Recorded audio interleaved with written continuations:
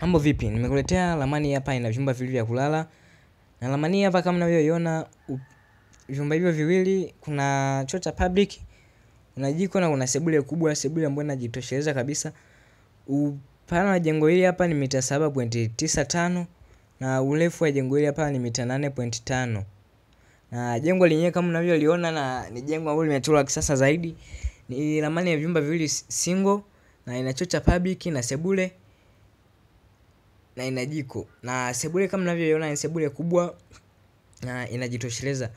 Upana wa vyumba hivi hapa ni mita 3.5 kwa mita 3.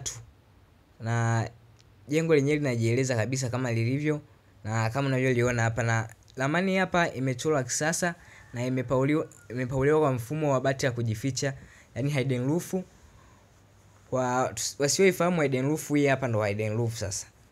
Ni ramani ambayo inakuwa imepauliwa bati halionekani na inakuwa bati la kujificha. Na kwa wale ambao mnahitaji ramani za nyumba mnaweza kutupigia kupitia namba zetu za simu hizi hapo 0766417476. Hizo ndio namba zetu za simu. Kwa wale ambao mnahitaji maelezo kuhusu ramani au maswali kuhusu ramani mnaweza mkatutafuta. Na kama mnavyoona picha zenyewe za 3D, bati halionekani. Na hii ni picha ya mbele ya jengo.